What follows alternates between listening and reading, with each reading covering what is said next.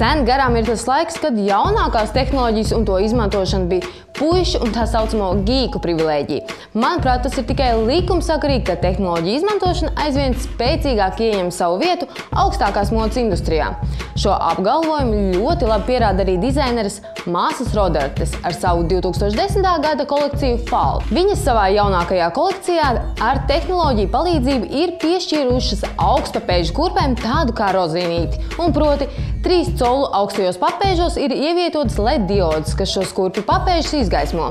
Jāsaka, ka jaunās kurpes ir perfekti radītas nakts dzīvei. Nobeigumā gribu vien pateikt, ka lūk šis ir ļoti labs piemērs, kā izmantot savas zināšanas par tehnoloģiju iespējām, lai radītu ko jaunu un nebijusu. Savukārt Latvijā es esmu novērojis saudabīgu tendenci, ka tie puiši, kuri ir zinoši tehnoloģijās, ir visai visdegunīgi pret apkārtējiem, lai gan tam nav pamata. Ne viņi radījuši ko jaunu, ne viņi ir smuki.